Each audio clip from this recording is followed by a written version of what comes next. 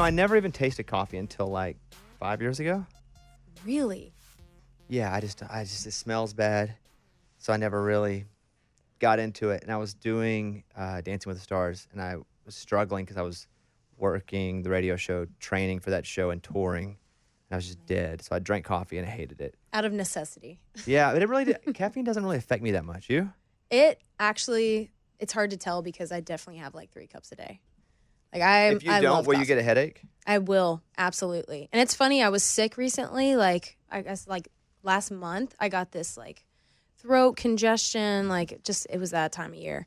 And when I'm sick, it's like the only time I'm like, okay, I should not have this caffeine. My body does not need this right now. I had some weird deal with computer illnesses where I had a cough for like 6 weeks. I went out to California and I was doing a deal and I got sick, and I have a doctor that now can prescribe medicine anywhere. It's pretty cool. It's a concierge doctor.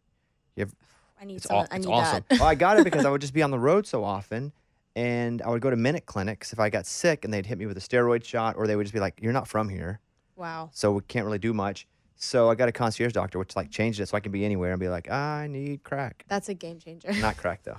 Not crack. Only sometimes. Yeah. Oh, it's good to meet. I don't think we've met. We have not I don't met. think we've met. Yeah. So, but congratulations on everything. I mean, I see all over the place, and it's really cool to kind of watch because it only happens a couple times a year where you kind of see an artist like definitely get crazy traction before the big pop even happens. Oh, wow. And that's how I would, if someone was asking me to describe you, that's what I would say is that, man, I see her everywhere. She's got crazy traction, and it hadn't even hit yet. Man. So that's and I don't want you to take it hadn't hit yet as a bad thing. I think it's a great thing because you're already like killing it, and the early potential isn't even there yet. Do you feel in the last year or so, do you feel like you've kind of made some ground here? Or have you just running so hard it all feels the same? Man, thank you for saying that. The past 2 years have been the absolute craziest time in my life. And it's been like my early 20s too. I'm just 22. So I'm going through all this change, like kind of getting to know myself, figuring life out and just how to be an adult and all of that. Mm-hmm. Meanwhile, yeah, it really has felt like a whirlwind from the music side. I mean, this year I'm getting to release my debut album. I released a couple projects, History of Breaking Up, which was kind of the catalyst for finding this fan base and this community that related to what I was saying. Apparently, I'm not the only one that has terrible taste in men. But you're supposed to when you're 22. You're just figuring things out, you know, making mistakes. You're supposed to like coffee and like bad dudes. That's it. I can't believe you just lumped coffee in with my It's bad. the same thing, yeah. The same thing. But it really has been a whirlwind. I mean, I moved to town when I was 14. Really? Yeah. From where? I'm from Virginia Beach originally. So I've been over there a bunch. I played the festival on the beach, so I've spent a lot of time. And there's a lot of military that we work with over there. Yeah. And so did you grow up in like a military area-ish? I mean, there's so much. Yeah, you got like the Navy, the Air Force. I mean, being from Virginia Beach, it's like you just talk about the jets flying over. Like jet noise all day long. That's what I think of when I think of Virginia Beach is just, all of the USA. Yeah, it's a real thing. And then people would come visit and be like, what was that? Because they fly so low and you just get used to it. Yeah. But the town I grew up in is called Pungo. So it was like a don't know suburb. that one. You guys don't call me that often. Pungo doesn't really Pungo. reach. Yeah. So how many people in Pungo? I don't know the exact population, but I'm paint a picture for you. Okay. I grew up like 5 minutes from the beach. It's like a straight shot road that kind of winds. It's called Sandbridge Road. And it's like a local beach. The beach is called Sandbridge. So it's not like as touristy. It's a lot more quiet. But I also grew up like right next to cornfields, strawberry farms, like farmers that have been there for generations, where everybody kind of knows each other. My grandparents knew these people. And so it was this really cool cross section of what felt like country meets coastal. Mm-hmm. And for a while, surf? Do you guys do that? A lot of the ocean stuff there? Big time. Really? Is it always cold? The water always cold though? It's not. I mean, in the summer it warms up pretty fast. There's massive surfing competitions. Really? And I still regret to this day that I never learned. Like I will one day. I think surfers are so cool. Wait, so you never learned to surf? I never and learned. You lived at the beach? Isn't that crazy? What did you do at the beach then? I mean, just hang? Lay out, you go in the water, body surfing, but I'm just self-admittedly not the most athletic person. My coordination is not, I'm calling myself out here. I'm not, I didn't grow up around a beach. I grew up in Arkansas, so we didn't have any sort of beach. And Never went on vacations or anything until I got older. But I'm not a beach guy because I was never around it. And all my friends want to go to the beach. Like, it's vacation. Even my wife, let's go to the beach. Let's go. What do you do at the beach? I get there and I'm like, now what? Like, what do you just lay out and you soak up the sun and you smell the ocean. Yeah, like all those three things don't interest me at all. Like just soaking up anything, I'm good. But so you grow up at the beach. Were you a musical kid at 12? I mean, music, I feel like, was just in me from when I was born. When did you learn to play your first instrument? I started playing guitar at 7, and I will never forget the day that I picked it up. My granddad, who doesn't play, had this orange classical guitar sitting in the garage, and he was like cleaning it out and brought it inside. And I was 7, and I just remember him opening it up and seeing it for the first time, and I was like, just so drawn to it, mesmerized. And I was like, can I have it? Can I have it? And he made me promise to learn to play it, and he gave it to me. And so the only person in my family that played was my uncle. I would beg him to come over on weekends and teach me chords. But I just had this love of it. That's all I wanted to do. Like, when could you play 5 chords? What age? Oh, I was definitely 7. Really? Yeah, dude, nonstop. Wow. Like, I practiced all the time. I just loved it. So were you practicing, thinking when you grow up, because at 7, who knows what you want to be when you grow up, but I mean, I did. But were you like, I want to be a singer, or were you just like, this is a fancy looking guitar, I'm 7, and I'm going to play till I poop? I don't know what 7-year-olds do. Right. I don't have any kids. I don't know if I knew at 7 that I wanted to be an artist yet. I think that wasn't really unlocked for me until I started writing songs. That changed it for me. But I definitely loved music. Like, I grew up in a musical house. Nobody is in the industry, but my dad was always playing something, from Michael Jackson to John Mayer, Ace of Base, like 80s music, like just a wide variety of things. So I grew up with that, and both my granddads are pastors, and I grew up singing in church a lot too. Yeah, that would be a big influence then. Massive. Yeah, because a harmonies. lot of people, especially in country music, grew up in church, and they go, yeah, I sang in church. But if both of them are pastors, did they ever like have a rivalry? You know what's funny is they actually get along like so well, and they agree on almost everything. So when we have family get-togethers, like, my grandparents will just be sitting there talking about the Bible. But who gets to say the blessing? Oh, it's See, a 'cause I battle. think that would It's be a battle touchy, for the yeah. blessing. You just like, that's what you call it, the battle of the blessing. Battle of the blessing. So do they are their churches close to each other? Actually, my dad's family is all in Illinois. Okay, so they're not even close. They're Not not battling close. for the collection plate. At least there's that, Okay. right? Yeah, that's good. That's safe then. Just, you got to worry about Thanksgiving and Christmas. Like, who's saying those blessings? It's a big deal. So you're singing a little bit in church. When did you know that you could actually not be a good singer, but actually stay on key and sing kind of like the radio, or kind of like, Napster, or whatever you're doing? I have vivid memories of, like, because what I listened to, I loved vocalists. Like Carrie Underwood, Mariah Carey, Whitney Houston, Shania Twain. Like, I just loved big voices. And so I have vivid memories of me with my little iPod shuffle, like on the floor in my room with headphones in, trying to mimic these runs and just sing. Like, I was in love with singing.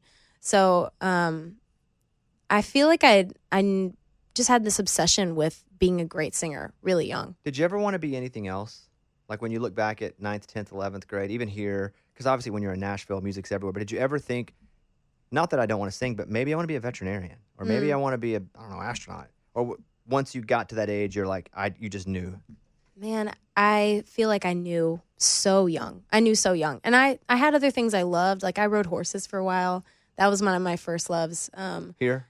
That was actually in Virginia. Okay. And I did that for a couple of years, and then music just took over. Like, once I found songwriting, it was this whole world that opened up for me, and I feel like I understood myself better. Like, there was things that I could say in these songs and get out through music that I couldn't any other way. It's my therapy. Listening to music, who was the first songwriter that you heard? It can be an artist. Mine was an artist, but who was the first songwriter you heard that actually sang what you were feeling? Maybe an obvious answer, but Taylor Swift. Yeah, obvious probably because it's true for a lot of people, right? I mean, John Mayer was that for me. He would sing things and I'd be like, oh yeah, I felt that. Wow, no one's ever said that. But you felt that through Taylor? I felt that through Taylor, and she was doing it so young too. I think I had that to look up to. I could look at her and be like, she's 14, 15, 16, writing her own music. Like, there's no reason I can't do this too. When you moved here at 14, I think you said 14. It was 14. Did you move here because of music? Yeah. And So who moved here with you? Everybody? my whole family moved with me. But I first came to Nashville for the first time. I was 10 years old, believe it or not. And I knew enough to know that country music was here. Like, there were songwriters here. We didn't know anything about the industry, but I knew Nashville was the spot to, like, pursue this and get discovered. And air quotes, right? Get discovered. Probably in like a week, too. You'll show up a week later. You'll be famous and rich. Big star. Yeah. So we came here when I was 10, and I had my first co-writing sessions, which was unreal. There's nothing like that. I just love the process of getting in a room. You never know what's going to come out. Wait, how old were you? I was 10. How did you even get in a room with who? And who was it? Was it like Kids Bop Writes Country, or It was actually Cherie Austin and Will Rambo, who are incredible songwriters. how did you end up in a room with them? Who set that up? It's wild. It's such a God thing, man. Like we knew somebody who worked in the industry here that had like saw me sing the national anthem at Wrigley Field.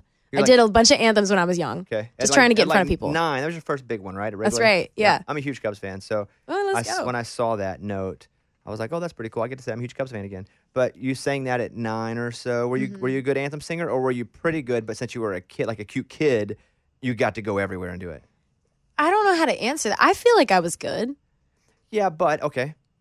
At 9 or if you saw you right now at 9 or 10, a version of you, another kid, and they sang like you sang there, would you be like, that kid's got a lot of potential, or that's a freaking really good kid? The second. Because at that age, you're just like, oh, cute. Like, you don't take a 10-year-old, 9-year-old very seriously. Okay, so the first then. You'd say that. Wait, I forgot what order I said it. I think the first one. Yeah, okay. So you would say that's a kid that's pretty good, and if they keep working, they can be great. If you saw you then. Maybe. Because like America's Got Talent, sometimes those kids come out, and they're like 10, they're opera Right. singers, and you're like, that's freaking crazy. Right. Like, that's like obscene how good they are. Were you that good at 9 or 10? You can say yes. We have all ego and no ego at the same time here. All ego and no. I like that. That's my new motto. I think I was good enough. I could carry a tune, and I remember the reaction. Amazed? Yeah, that's what I was gonna say. Were they like, "Holy crap! You're only 9. You can do that"? Man, I was gonna like. I remember walking off the field, which that was just such an special like experience too. I remember before just being so like I was nervous, but I was so zoned in. Like I couldn't be distracted with anything. And one of my like signs in life, I don't know if you have these things. I'm curious. I don't. But like, go ahead. You'll get me on a rant, but go ahead. Okay, let's get started. Let's go into it. I like have these things in my life that just pop up that are like signs I'm on the right path. Mm-hmm. I guess you could call it maybe you're looking for things or whatever. I'm not saying anything. I like your story. Don't cater to me with this. Don't be making excuses. I'm a big believer in it. I love it. But dragonflies have always been that for me. I will see them at the most random times, and there were hundreds on the field that day. It was crazy. Another one of those things is the number 18 for me. I've seen it twice today already. It's the craziest thing. Where have you seen it today? We were sitting getting these coffees, and the girl across from me had just an 18 on her pants. We rolled in here. It was exactly 118. Why the number 18? What's special about that number? I couldn't tell you, but I see up it in times that have been important. Yes, dude, all the time. It's crazy. I can't explain it. So you had dragonflies and number 18. And Was there an 18 at the ball game? There was no 18 at the ball game. Not that I remember. Maybe I was sitting in seat 18 or something weird. But I remember walking off the field, and the lady that was standing there, she's like, I've seen hundreds and hundreds of these games and anthems, and I've never seen a crowd react like that. And I'll never forget her saying that. That's awesome. It was like 9-year-old me just like freaking out. That's good. I like that you're also confident in the kid you. I just wish I could go back and give her a hug. Well, we'll get to that too. I want to say what I was going to say about, I wish that I could believe in signs. And I wasn't like going, oh, I don't believe. Well, I mean, I wish I could. I just had this conversation with Amy on my show, and although she has some ridiculous ones, she was walking near a tennis court, and a tennis ball hit her leg, and she was like, it's a sign from God that I should play tennis. And I'm like, no, you're walking next to a tennis court. Oh my It's a ball. There's 500. So, but I told her I wish that I could be open enough to believe in that. So I think it's really cool that you can. Yeah. Because it's only bringing positivity to your life. There's no reason for you not to. Big time. So you see these dragonflies. Have they ever popped up in your life at other times? I mean, like why is a dragonfly so times. important? It's usually times when I'm like, have like, kind of like questions, uneasy feelings about things. Like maybe I'm just having a shitty day or whatever. And Do you have any dragonfly tattoos on you? I don't. That's one I want to get. I have some. I don't have an 18 yet, but I have my hometown area code. That's cool. Got a moon back here because like one of the first songs I sang with my grandparents was Moon River. And then I've got this little like inside joke between me and my manager. Moon River, that's cool. Willie? What's that? What Moon River? Which version of it? Oh, the Breakfast at Tiffany's version. Oh, okay. So yeah. different. Audrey. Even old. Yeah, so even older. That song's been done by so many people, so many wonderful ways. That song probably you have really great memories attached to, right? If you sang it with your grandparents? Oh my God, big time. Yeah, that's why I got this, is it reminds me of them. I'm super close to my family. So. Are your grandparents still alive? They are on both sides. I'm so Wow. lucky. And I talk about my Nana a lot because I look up to her so much. I grew up super close to my mom's parents and practically like raised me in a lot of ways too. Like I felt like I had another set of parents growing up, but my Nana just has this appreciation for little things, has a peace about her. I grew up in a very loud, like chaotic, everybody has strong opinions, just say what you're feeling, blunt, that kind of vibe. And that's not my comfort zone. Like I'm a much more quiet, kind of an introvert sometimes. And me and her just kind of had that bond. Like I see a lot of myself in her, and I looked up to her so much growing up. That's cool. My grandma, I have her, she adopted me for a long time. Yeah. So that's her. That's my mom. That's beautiful. By the way, for those that can only hear, which is most of you, I'm showing her my tattoos right now. And so, but I have the state of Arkansas. You know how you have your little oh yeah, area, similar. hometown love. It's like where you're from. Yeah. So, okay, so you're 9, you do the game. You're 10, you're here writing. Are you going back and forth before you move here at all? Yes. Or did you just come at 10 and say, I'm out? We did quarterly trips. Wow. And when I say we, it was mostly me and my parents would come out here. That is some crazy support. Crazy. And I, at the time, like, I think I probably took a lot of it for granted because you're 10 years old. You're supposed to. You're 10 or 11. Yeah, of course. Right. Or 12 or 13. You're like, this is life. This is my life. This is how it is. But looking back, like, you know, amongst my friends, like hearing their stories of how they got to town, and so many people are coming here on their own, like straight out of college, know nothing about it, but just have this blind passion. And I have so much respect, like all the respect in the world for pursuing it that way, because I never knew what it was like to have parents or family that didn't wholeheartedly like believe and support and just feed those passions. Are they still together now? They are, yeah. Dang. And they live here now. Good for you. So they would take these quarterly trips with me. Sometimes we drive, which is 12 hours. I've done it before. Yeah. You have? Yeah, it sucks. Oh, man, it's a long It's a long one. drive, yeah. It's a long and there's one. not a lot. I mean, it's a pretty not interesting drive. There's too. a Chick-fil-A Yeah. in Lynchburg we'd pass and stop. But yeah, they sacrificed so much, seriously. And from those trips just back and forth, I learned so much about the industry and like got to know the community, found some early champions that got me started. I mean, like BMI, Leslie Fram. Leslie Roberts. It's too many incredible Leslies in this town. But Leslie Roberts at BMI, I met super young, and she was one of those people. I just saw her yesterday, and we were talking about just how far everything's come, and she's gotten to see me grow up in so many ways. There's a lot of people I can point to like that, but just found those early champions that were willing to help me and get me connected. And that's the special thing I think about Nashville. I don't know if it's like that in LA or these other music cities, but it feels like people genuinely just want to help you end up where you're supposed to be and help you along that path. Do you find that? I've been a troublemaker a lot. So mostly I was fighting people the first few years I was here. Fight what? Come on. Mostly, so yes, I've seen that now. And then I think now I have some really great relationships. But I came into this town like a bull in the china shop. It was just like, I was different. So I just took everybody on, even people I didn't need to take on. Like I look back at when I moved here 10 years ago, and I go, dang, I wish I wouldn't have been so aggressive. Wow. But I learned, I messed up a lot. Got fined $1 million here. Got, a lot of things happened. Yeah. But I think you're on to something. I think country music, there's more of an investment from the consumer, the listener, to the artist, from the artist to the label. And it's still a business, and it's always going to be a business. But you're right. This is much more of a town of long-term investment because the people that are here are mostly going to stay here, even if they're not at the same label or same publishing company. Right. And so, yeah, I think I do see that now where a lot of people do that. And when you're here with your family and you're 14, 15, they just move. Who all moved and what was that conversation like? Because, again, that's awesome that they were that supportive. Crazy. The catalyst really for the move so young was my I got an offer for a publishing deal. I'd been meeting with publishers and got my first offer. At how old? I was 14. They offered you money, like a publishing deal, like a salary at 14 years old. Right. That is wild. And when I couldn't even drive myself to Wrights. That is wild. It's crazy. So who do they offer it to? Your parents? They have to offer it to your parents? My parents had to sign, I think. Yeah. But they offered it to me, technically. But could they? But 14, I couldn't work in Arkansas. We had to be 16 to actually have a real job. You know what's funny? I think we had to set up like a separate account to put the money into that I couldn't touch until I was like a certain age. There was like all these laws and stuff that went into it because I was so young.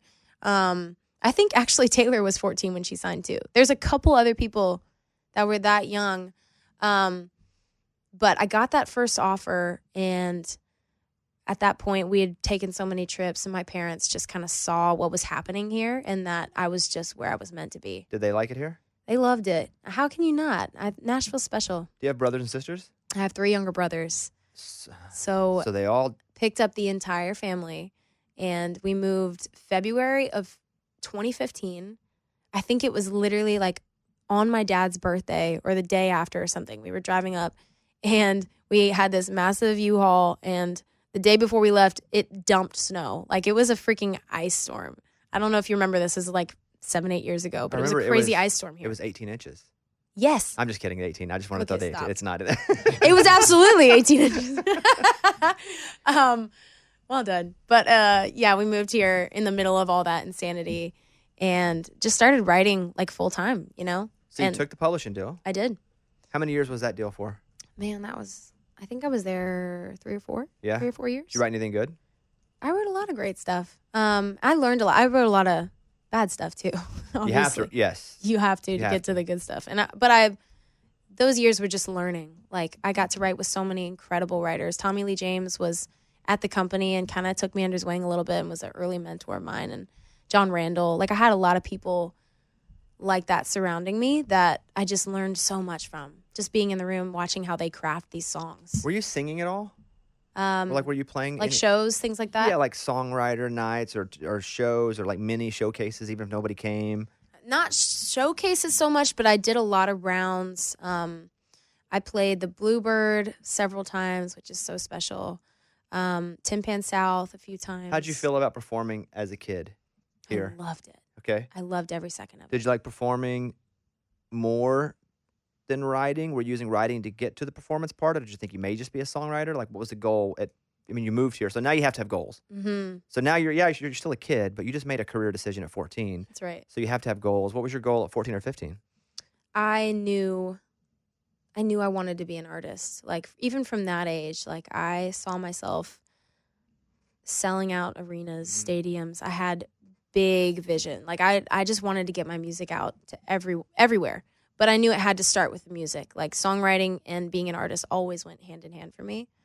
I think writing songs is what made me want to be an artist. I don't think I had those dreams until I had something to say. Were you an impatient kid, though? When you got here, you're 15, you're like, yo, you should put me on a huge stage. I need to be playing arenas right now. Oh, man. I feel like I'm always at war with that. Because it's part of being young, too. I think you're just like, it's like, I want to go. Like, you just want to run. But it feels like this business is very much like a hurry up and wait kind of thing. So I'm always at war. It's like part of me wants to get to that next level so bad, get to that next thing. You're always looking ahead at what can I do? How can I get there? But at the same time, that'll never stop with you. Never. It doesn't stop with me. I feel like we're very similar that way. It's just like, and I'm constantly, and don't feel any fault for being, like confident and proud, especially with me, because like I have always thought I'm gonna be the biggest thing ever, and if I did, nobody else would. So I have no problem and no shame on saying that, because if I don't, again, nobody else will. That's right. And I definitely feel the confidence in you, but not in a way of like arrogance. Again, you have to believe. I appreciate that. It's like, I was just talking to somebody about this yesterday, another artist. It's almost like you have to have this balance of being overconfident to the point where you have the audacity to put yourself out there to be like, I have something to say and people need to hear it and think you're good enough to do it. But at the same time, an insecurity absolutely that makes you want to be better. Yeah, I'm wildly insecure. I'm super confident and wildly insecure. It feels like You have to have them both. It's right. It's this perfect like balance, and that's maybe why we're so crazy as artists and doing what we do. But I mean, think about the fact that we think people should pay money to come watch us do what we create in our brain. I mean, You got to be pretty, whatever word you want to use, confident, arrogant, cocky. It doesn't matter, but crazy is the word that I go back to, because for me to go, all right, I'm going to go to a theater and there's going to be 1,500 seats. I'm going to tell jokes. And I think people need to pay $60, $70 a ticket. right.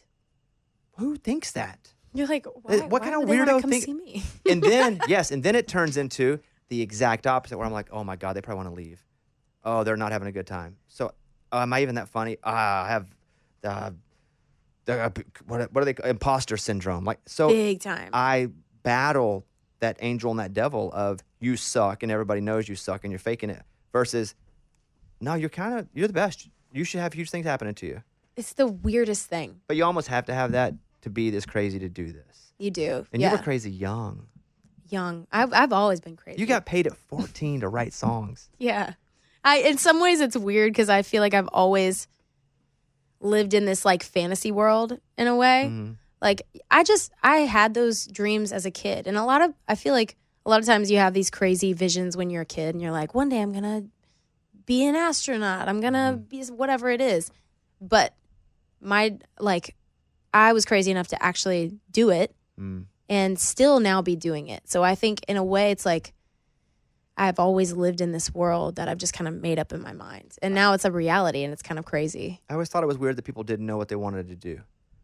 Because when I was 5 or 6, my grandmother kept it. And it was like, what do you want to be when you grow up? And I was like, this is easy. I want to be a comedian. I want to be on the radio. I want to be on TV. I knew from kindergarten. Wow. And I thought all my friends were crazy. I was like, you guys don't know how do you not know? And I knew from, 5, and I feel like you knew from 7, 8, 9, from that age, which as I get older, I realize is not common. I'm going to ask you what you asked me. Is there anything that you thought about doing other than No, those nothing, things? ever. Never. Mm-mm. I've done other things other than those 3 things, like I write books or I'll, but no, I never even had a plan B because I didn't want to give myself an option to quit plan A. Wow. And and I was poor broke forever. Not just broke, but like poor broke. When you're broke means you don't have anybody you can ask for money. Like poor broke is that you got nothing. They ain't got anything. You have nobody to even ask if you do have. I was poor broke forever. You're in trouble. And so, but it's easy to keep going if you're not used to having anything ever anyway. And so I never was like, there was never a plan B for me. I feel like plan Bs are just the enemy of plan A. Like they're going to sabotage you. The 2 enemies that I found and one I try to avoid now is, now that I have success on a big level, is I don't want to get comfortable. And it's easy to get comfortable when you start to make a lot of money and you start to travel nice and you start to have all these things you can do in your free. And you're going to come to this too, to a point where you're like, oh man, I can just do this. I got a little money now. I could just, but comfort is also the enemy of it. And Get complacent, I guess. I will never get complacent because I always think I'm getting screwed over by somebody unfairly Oh, man. or by something. We need to unpack that. Oh, I do. I'm in therapy all the time. I live it. It's shocking. Yeah, I'm in therapy. I feel like this combo got so deep and I'm here for it. I live in therapy. I love it. And what you're going to see too, what's really cool about watching kind of your spaceship shoot up is that, you talk about the last couple of years and how crazy it's been. Once you start to have even more success, which you're going to have, you are going to be even more tired and you're going to work so hard and you're going to be so lucky to be so exhausted. And you're going to have to check in with yourself sometimes and be thankful that you're that exhausted because most of the time you're just going to be tired and pissed. You're like, I've been flying, my throat's sore, I'm never home. And that's okay to feel that way. But every once in a while you got to go, oh, this is what I wanted. Like, I'm so lucky to be this tired. That's a great way to look at it. It's like you work hard so you can work harder. That's it. That's it. And you'll reach depths of being tired you've never been. And it's okay. And you can get upset. You just try not to be upset at people and try to remember every once in a while that you're so lucky to be this tired. And it is a weird mindset to have. Oh, man. Because all you want to do is be angry at everything. You're just tired and hungry. But you're already on that track. And so it's about to happen for you where you're just going to be so exhausted. You're like, I got to go do a stupid morning show. I got to go now and do this interview over here. And in between, you're like, I'm so lucky to be this tired. Because that's all I wanted to do since I was like 7 years old. Yeah, that's so true. I people come up to me sometimes and they're like, how are you? Like, are you doing okay? You've been going crazy. Like, you've got to be exhausted. And I hope I always keep this perspective I have now. It's like, I feel like I very much am just in that grateful place where I'm like, so many people work exactly as hard as I am, are exactly as tired as I am right now, and still never get this opportunity, never get to be in this position where I am right now. And I would never take that for granted. Like, the only thing I want to do is work harder. And it's like, talking again about that younger me, like 9-10 years old, I think about her and how badly she wanted all of this and just had these dreams that never knew they were going to actually happen, or that she would get this opportunity. And I feel like I'm just doing it for her. What would you tell 9-year-old you? Just walking off the field at Wrigley Field, you just crushed the anthem. Everybody's like, so you're kind of on a high at 9, though. But you're like, I'm 9. What's going to happen? You get 5 minutes. What do you tell yourself? But no stuff like, invest in Apple. You can't do that. So it's no like genie. Of course, that's where your head goes. I was going for the sappy, meaningful stuff. Because I would cheat and be like, here's who wins the Super Bowl. Bet on it. So nothing like that. Like full on Back to the Future vibes. Yes. I think I would. That's a deep question. But the first thing that came to mind is just be patient and be present. And present has been a big word for me, like this year specifically, because I'm starting to realize what it's like to like have a whole week and look back and be like, I have no idea what just happened. Like, I really can't remember. I can't remember how we got to the airport this morning. I can't remember what happened after the show last night. You just have these, I don't know if you feel this because you're just going crazy too, but it's almost like these holes in your memory where you're just on autopilot going. And you forget to take in these moments and actually be in it. And what's the point of that? I hear you. I know you're way advanced at 22 than I was at 22 because I was not smart enough to even know that was a concept, to be present. It was just run. And now I look back and I'm like, I don't even remember that. Or I don't. So, yeah, I didn't until like 3 or 4 years ago. I didn't start practicing being present, and I'm still not great with it. I love my phone too. I cannot have enough phone. I'm with you there. I mean, I can have friends on my phone. I can be entertained. I can watch TV. So sometimes even the phone gets in my way of being present at times. So yes, doing 40 things at once, but being on my phone, it's very difficult. But I now, like you're saying, I'm like, okay, if you're not present for this stuff, why was it important? Like, you're acting like it's a huge deal, and now you're here, yet you're still not even that present. You're worried about something else, or you're focused on, a lot of things that aren't a priority. So good for you. And you can't be present all the time.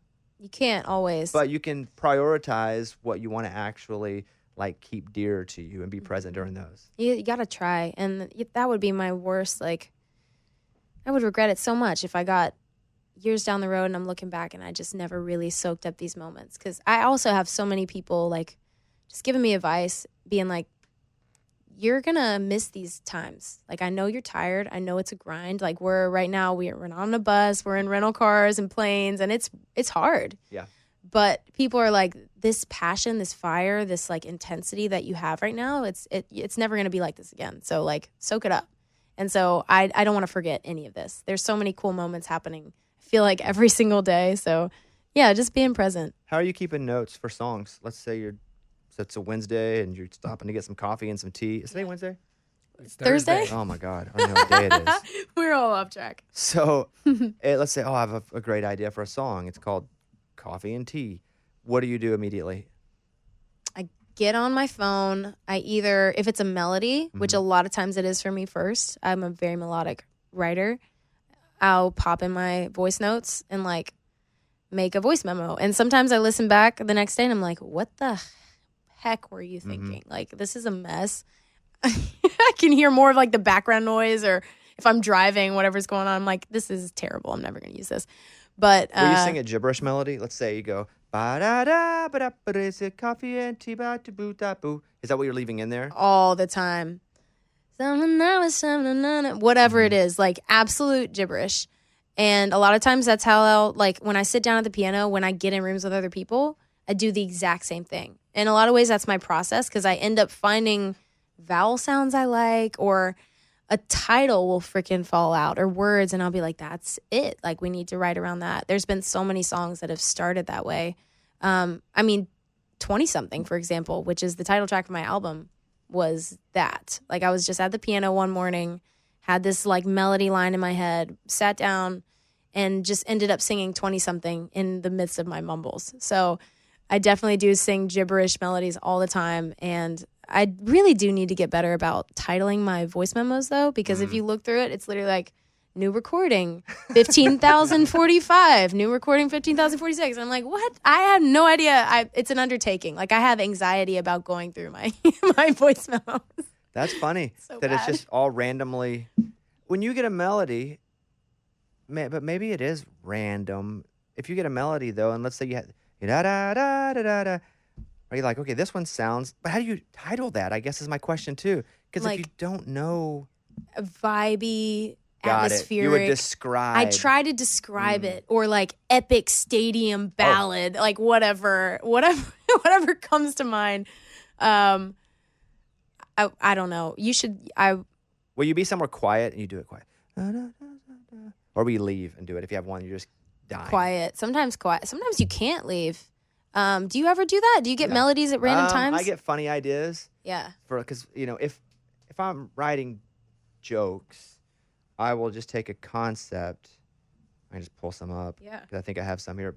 And you're far more advanced than I am in that by far. But like, I have things that's called song ideas, and I just write down. Yep. I need to fix one funny song that I wrote for stage, and it says fix the song called In-Laws. I have an idea about a dude who drives a huge truck, and it's like, is he having a midlife crisis, or does he just hate the environment, right? So it's like, and they're not fully formed jokes, and some of them aren't even that funny. And then a song that I wanted to write called Plural Rural Murals, and it's really hard to say, and then you get I don't even know what you just said. Plural Rural Murals. Plural rural murals. So it's multiple countryside paintings, right? that and one you- has potential. And you get the whole crowd to sing Plural Rural Murals, but they can't. I can barely say it, so they can't even say it. Right. It's genius. So, and then I have a really dumb one that I'll never write about a guy who meets a girl. Sounds like a traditional love song, Classic. and they kind of fall in love until he finds something out about her, and she's never been potty trained, even Oh, as a kid, no. so she still has no idea how to. Does so- she wear diapers? Well, that's part of the story. I just have she's never been potty trained written in my phone. she's got adult diapers. I haven't even thought about that since I wrote that line. But you're right. Some of it you look at, and yours are obviously melodies. Mine are ridiculous.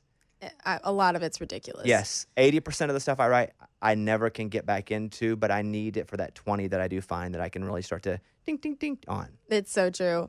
If we want people to think we're any decent at all, we should never show anyone these. If anyone heard the potty train story, they may, I share that with you. I'm being vulnerable right here. Right. Mike, have you ever shared the potty train? No, I'd buy that movie rights. For the girl, Yeah. the love story? Yeah, that's great. Potty trains? You know what's funny is that you might actually find some people out there that relate. They're like, "Oh my god, that happened to me." Yeah. It My sounds like it girlfriend happened. wasn't potty trained. That would be Ridiculous. That would be weird. You might find the one. Do you ever find a melody that you did a long time ago and you're like, oh yeah, and then you are like, I'm re-inspired by this that I did, and now let me write this song? Dude, actually sometimes, which is surprising because I'm literally getting like 5 melodies a day. Like it's so much. That's why I have anxiety about my voice memos, because I'm like, there's just so much to go through.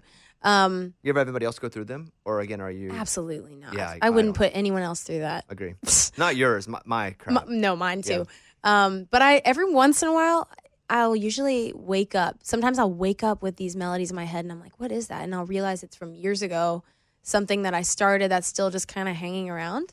And I think that's a special sign when you haven't forgotten it after that long, right? So I don't know. Maybe they'll turn into something one day. What about an old song that you wrote a long time ago that kind of comes back and you're like, oh, yeah, that was good. It's not there, but let me work on it again. Has that ever happened? That hasn't happened specifically. And maybe it's because right now I'm so inspired by just writing in the moment and kind of taking my fans along with me on this journey. My album being titled 20-something, it's very much like this is life right now. And so I feel a responsibility to write about what I'm going through in real time. Yeah, it's hard to take a page from 5 years ago and put it in a current diary. Right. 5 years ago for me, it would be like 17. Right. I was reading High school. when you talk about your album. I just want to read you the first line of what whomever sent over. The album's about choosing to embrace that uncertainty and the inevitable volatility of her 20s. Now, you say that you've met or you dated a bunch of unquality guys. Is that what you said at the beginning of this? Something Very to that nice effect? way to put it. Okay. But if I read this headline here, embracing the uncertainty and the inevitable of volatility, that also sounds like you maybe no walk in the park. Man, Volatility. Yeah. That's a word. It is a big one. Yeah. And if I'm a guy and I'm like, hey, let me see. Oh, she said she's volatile. I feel kind of called out. You said it, not me. That's why I wanted to bring that up. You're right. And the funny thing is, I think specifically this first part that just came out, the first 6 songs on this album are about messing it up. It's about the messy parts of being in your 20s. So you do acknowledge that you're in your 20s and you also screw up. Big time. Got it. That whole first song, I feel like there's an uncomfortability I have about releasing these songs, and that's honestly the way I want it. Like, I think talking about your 20s is an undertaking, right? Because it's so like nuanced. Especially in your 20s. I think that's pretty it's so nuanced. Advanced for you to be able to do that now in it and say, this is what, 30s, I can talk about my 20s all the time, but you're doing it now. And maybe I'll have a different perspective on it then, but I also think there's something special about being in it and talking about it as you go. I mean, I just write about my life. I write about but a lot of these songs are me taking ownership and being like, having some distance from those relationships, kind of looking at areas that I screwed up too.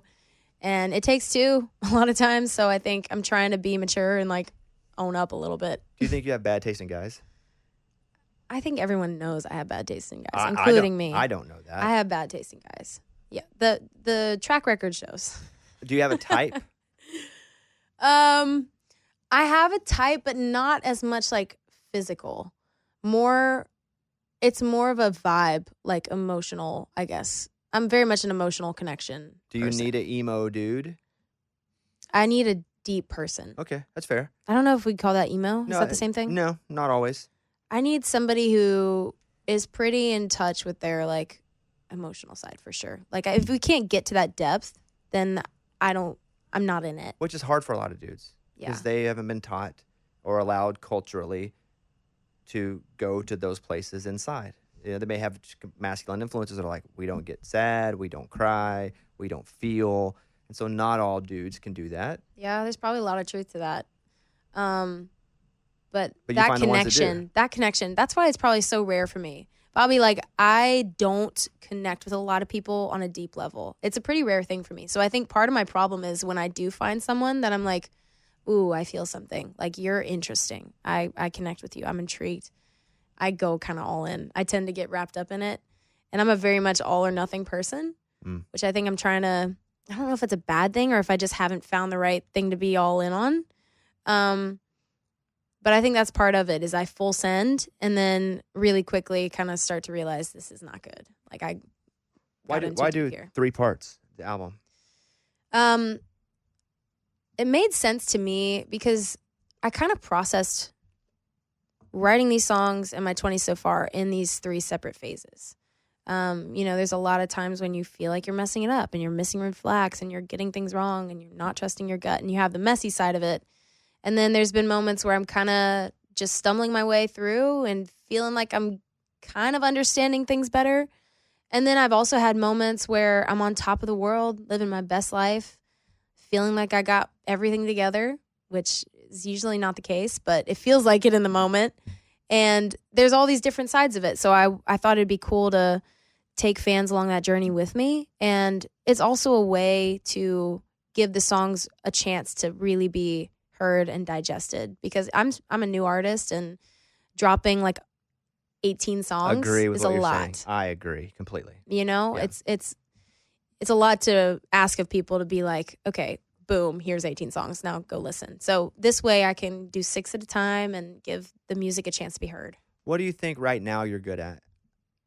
Ooh, that's a very general question. Take music out of it, though. It is on purpose because it's to see kind of where you go because you did say you're very all in and Sometimes it's not right, and you're kind of doubting or at least not having full confidence in that area.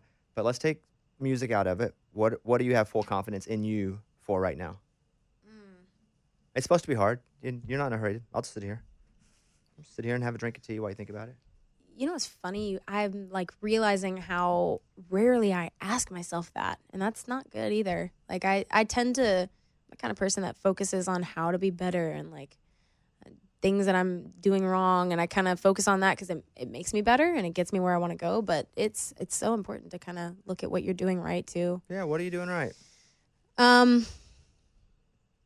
I'm really proud of where I'm at in a creative standpoint. Like as a writer, as a creative, like in the music, when I'm co-writing, I'm also a co-producer on a lot of this album. And I'm proud of that. Like I think the past 2 years, me and my team, like it's been really important to dive into the creative community in Nashville and put the music first.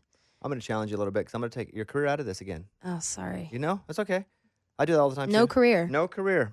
Like, are you a good driver? It doesn't count. I'm gonna give you examples here. I You're not a see. good driver. I just saw see. somebody shake their head no. Oh, I'm a terrible driver. Okay, good. Yeah, that my manager's back there calling me out. She didn't call you out. I just happened to see a slight Terrible head. driver. But what are you as a person? Why do people like you? I'm a really good cook. Okay, I'm listening. Go ahead.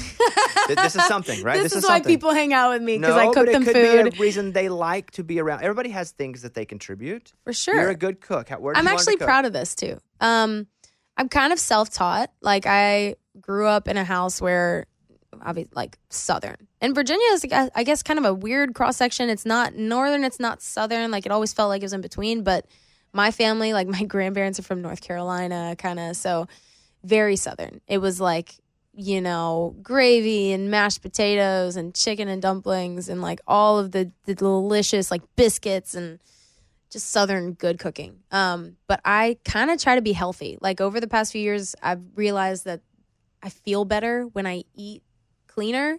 So I think that just made me, I was like, I got to do it myself. Like my mom's not going to cook for me. I got to kind of figure out how to do this. So I got obsessed with making really good salads, making really good, healthy food that makes me feel great. So I love a good salad. I've actually been told by a lot of people I make the best salad. And people forget to season salads. People forget to like put thought into it. I don't know that I've ever had a best salad. Like That's ever. the thing. Like you think it's like throwing lettuce in a bowl, whatever. I do think that, yeah. You gotta like love it. You gotta like take time with it. You gotta season it really well. You gotta put in like a lot of time into the dressing, flavors, like How do you hummus put time and- into dressing? I just go to the store and buy it and pour it. I make mine. Okay. I get like a blender and you do a bunch of different herbs, olive oil, tahini, avocados. Well, look at you. Like, I'd be proud of this too. How did this I not will come make out you a immediately? salad one time. You know, One I'm of these not days. a big salad guy. Maybe I'll convert you. Lettuce, what's the use? Lettuce is a waste. What? Kale, tastes bad. I go through the whole list of why, Come on. like big, dark, leafy greens, I don't like them, so I drink them because it goes quicker. You do smoothies. I do juices. Wow. And I don't even like vegetables in juice because I don't feel like that's a juice. That's more like an evil syrup or something. But I'll do it with my wife will have the green juice and put lemon and orange in it. And I need something sugary because Ooh, I'm okay. still 9 myself. You're just But trapped. big leafy greens, not really my thing. Fair enough. I'm more of a cupcake guy. Ice cream. I totally understand. I will say though, I see the leafy greens as like a vehicle for the rest of it. It's like the chip. It's like Which reminds me, say vehicle. Did your dad, tell me if this is true or not, your dad drove an Uber and would play people's music while in the car? how do you know this story? That's absolutely accurate. That's what, yeah. When you said vehicle, I was like, oh yeah, I'm It's ask you true. this. So My dad is the actual best. Like my parents are pretty much my number one fans. what town was he doing this? Here? Nashville. Okay.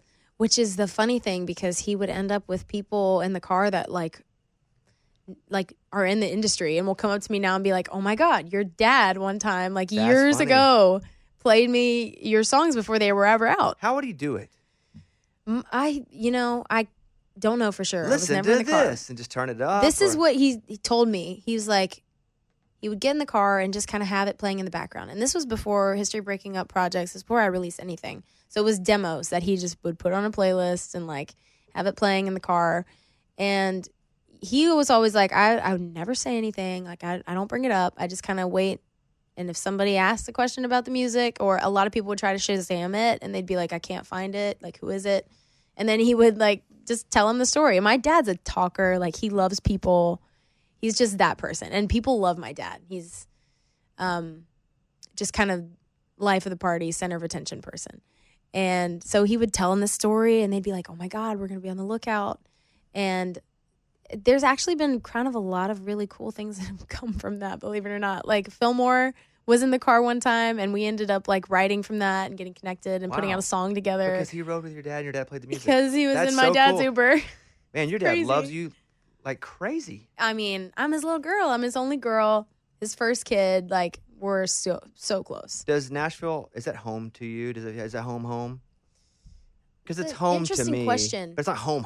Is it Arkansas home to you? It's home. Would you call it home? Yeah. But it's like, I still go back home to Arkansas and sometimes I'm like, what you just did, that's how I feel about Virginia Beach. And I describe this to people all the time. I'm like, it feels like I'm taking a deep breath. mm-hmm. Like when the plane lanes, what did I say? Plan lanes? Mm-hmm. When the plane lands Yeah. In the lane. Yes. in the lane, it feels like I'm taking a deep breath and I can finally like this weight off my shoulders. And I wonder if that's not because like Nashville, I moved here to do music. Like in a lot of ways it was work. Like being in Nashville means working. It means nonstop go, go, go. There's always somewhere to be. There's always people to hang out with.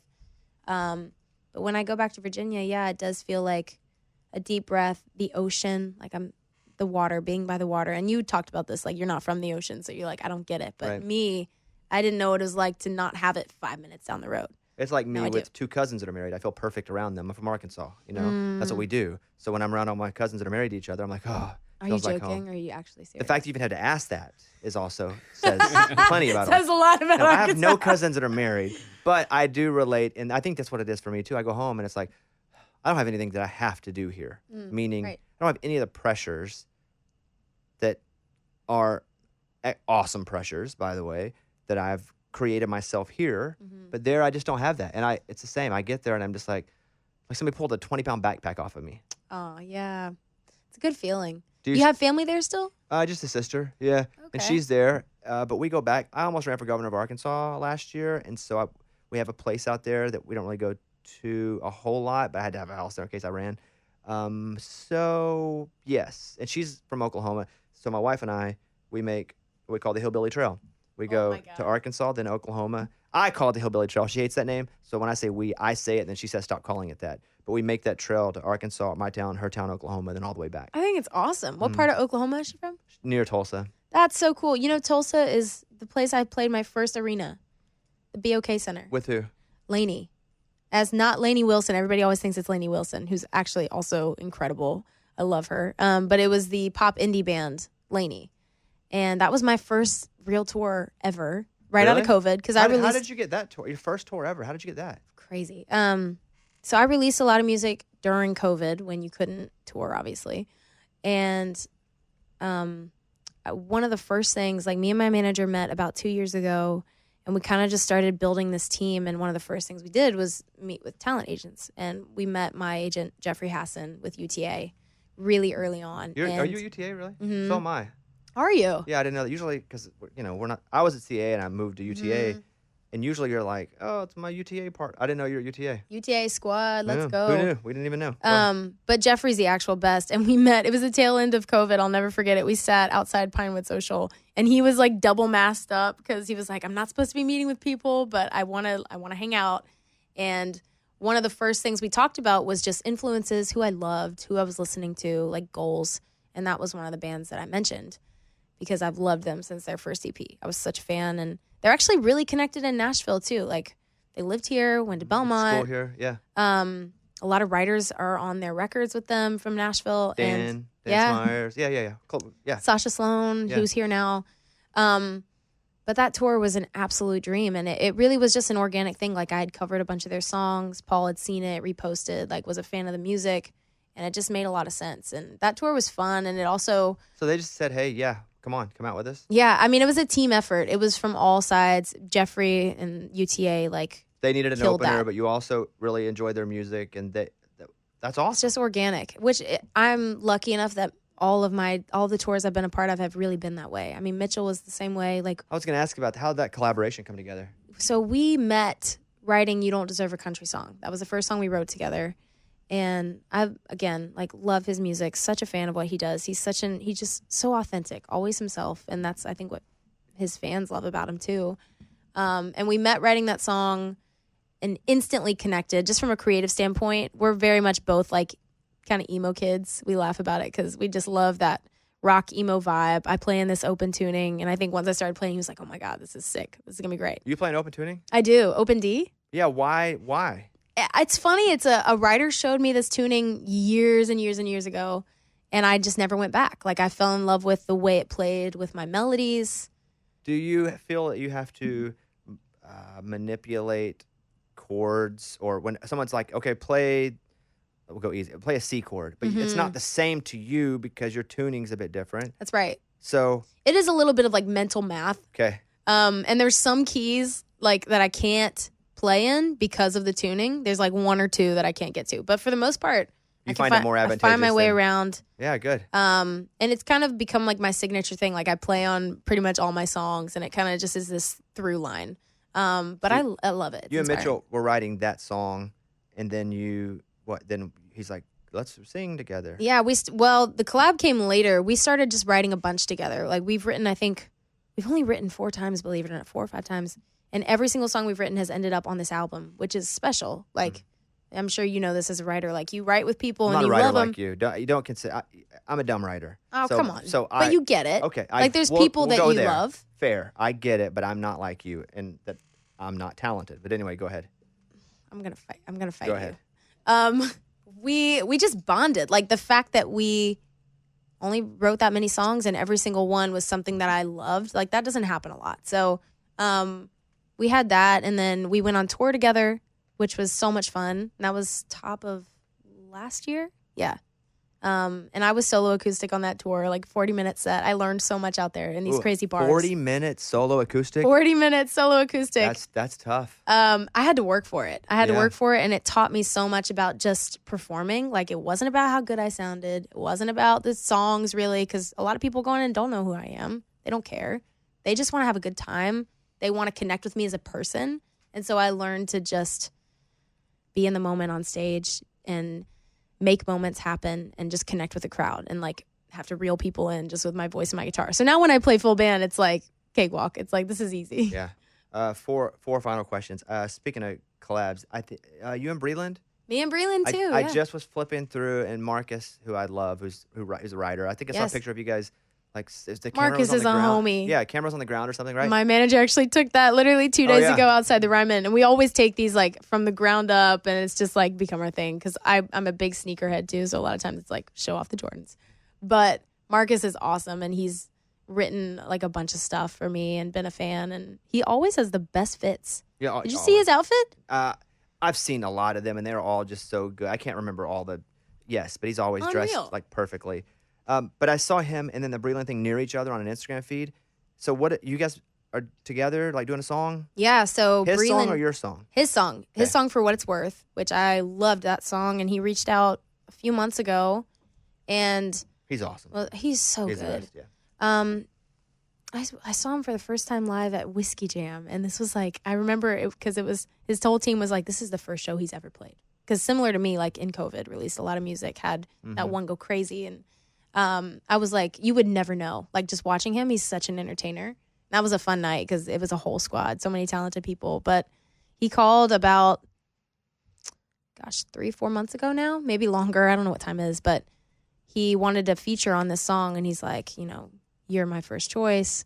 Obviously, I had written a lot of breakup songs. Like my first 2 projects were all breakups, so he was like, I feel like you would have a perspective on this. And listening to that song, I'm like, how many times have I wished an ex would say something like this to me? And I felt that way in a lot of ways too. It's like we were talking about earlier, you own up to mistakes and you kind of look back and you're like, man, I kind of screwed that up. So I immediately like saw myself in it, got in with Liz Rose, wrote that second verse, and it just turned out to be a perfect collab. And it's been so cool to see people react to it in a different way. And I feel like that perspective, it to me, it felt like that song always wanted to be a collab. Like having both sides of it, I think is really cool. All right, 3 questions left. I want to go to your name. You have to tell people you're not related to Bruce Springsteen all the time? Man, Is that a all thing? the time. Like, I get it. Like, there's not a ton of Springsteens. It's I know kind of an 2, uncommon you name. and him.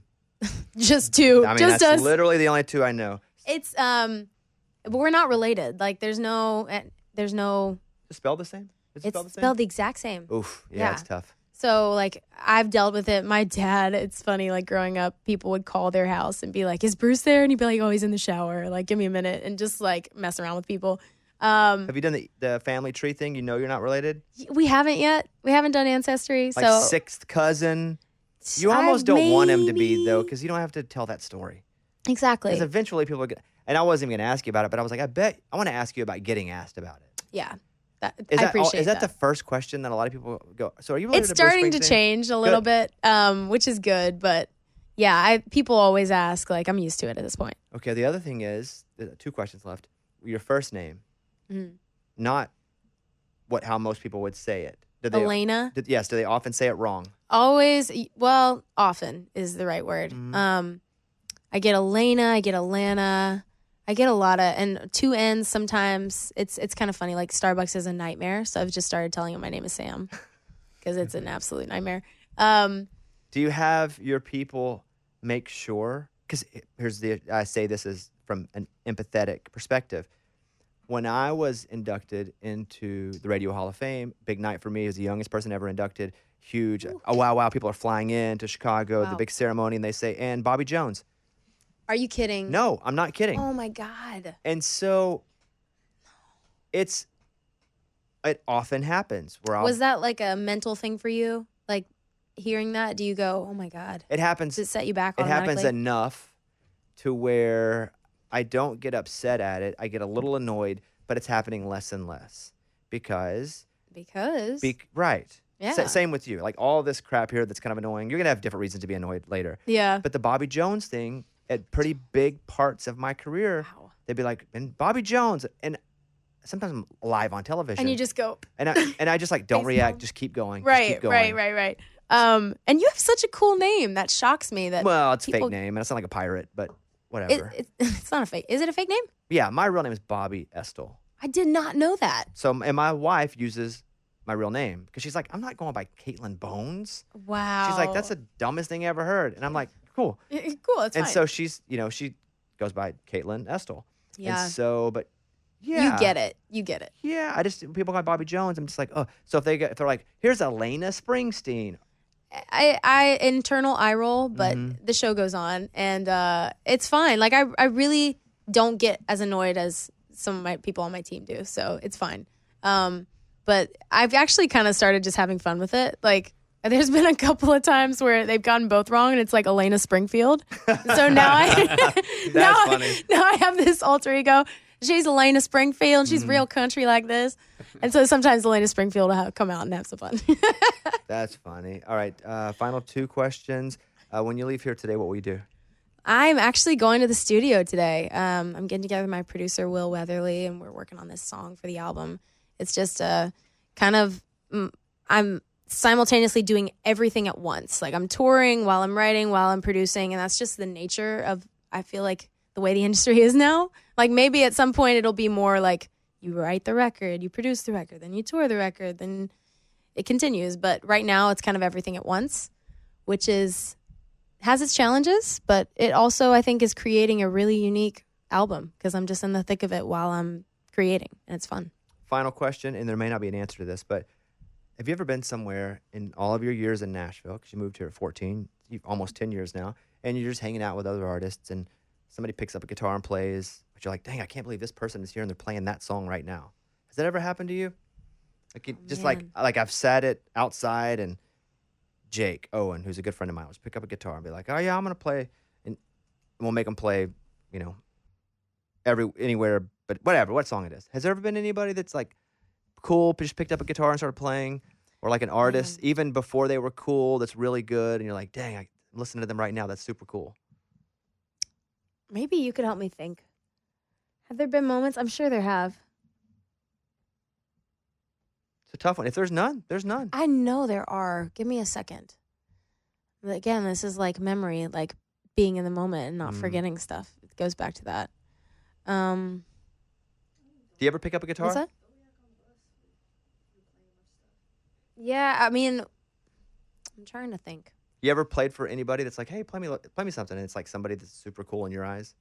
Oh, wow. I mean, like, all the time. I can't think of specifics, but like, I mean, and you're like, I can't. writing with, I write a lot now with Shay from Dan and Shay, and that's I've listened to their music way before I ever met them, and it's just cool to be in a room too. He's one of those people where he sounds so great on the record, but I think he sounds even better in person. Like, it just makes me mad how good he is.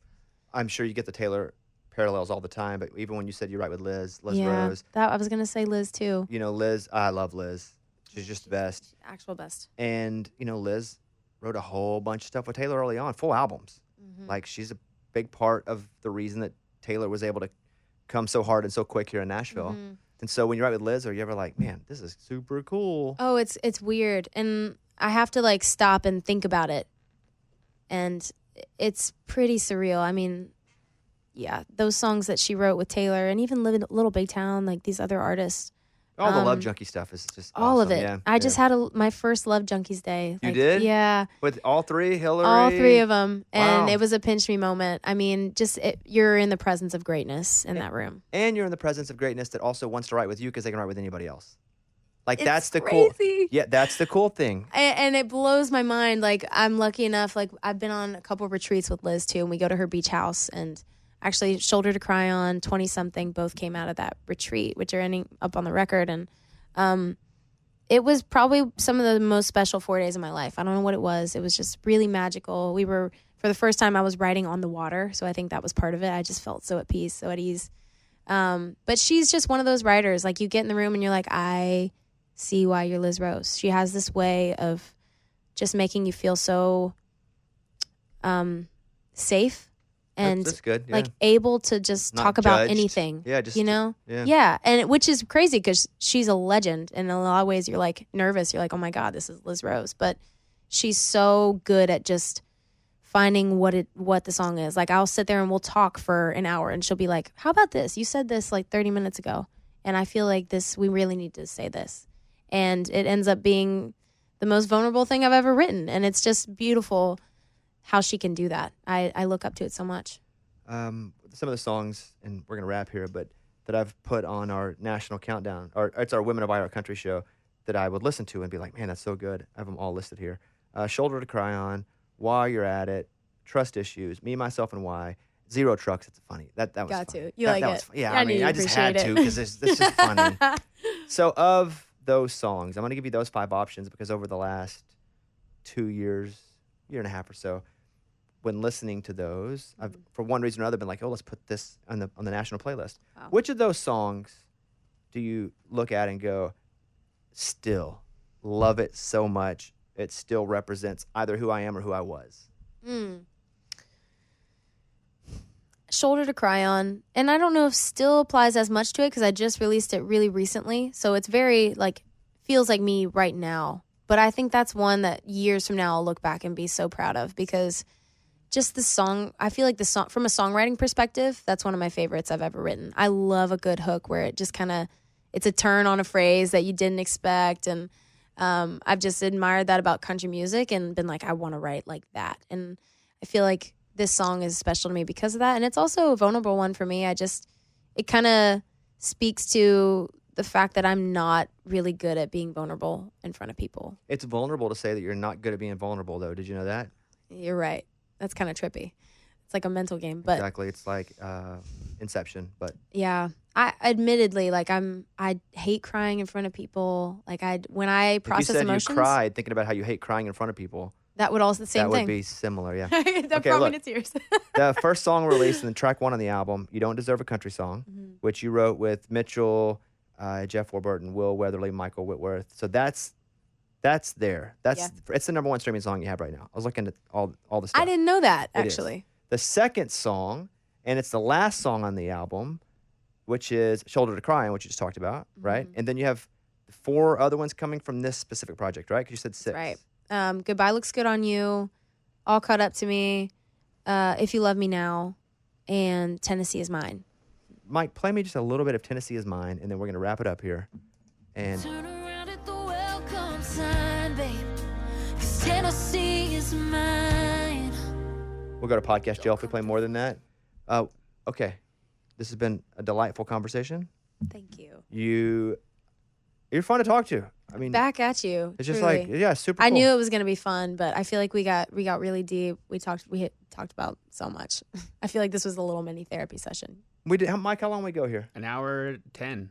It's good. Yeah, look I'm at gonna, you. you know what? I'm gonna spend more time thinking about things that I'm doing well and good at. That's what I Well, took don't out spend from this too much, conversation. but just a little bit. just enough. That's what I've learned in therapy, that I need to acknowledge things I'm good at. So when I beat myself up, which I constantly do for things I'm not as good at as I hoped and Yep. try to be, I can somewhat reach into the good bucket so I don't go crazy. 'Cause Thanks, Bobby's I'm therapist. always in the bad bucket. Benefiting from that I'm one going too. so you owe me like $20 for that session. That's just a little sliver of what I paid. Oh So man, I'll take $20. the tea covers half that. That's true. All right, you guys follow Alana Springsteen on Instagram, on TikTok. Same thing, same name. It's all there. Good for you for having your own name. I said your. Did I say? I Did didn't you say- say? I didn't Did you say No, I Alana? said Alana. It's I Alana. Oh my God! Now I've tripped myself up by talking about how your name gets messed up. All right, so Bobby Jones here. We're gonna see you guys next time. All right, we're done. Good to see you. Good to see you. Thank you so much. See you later.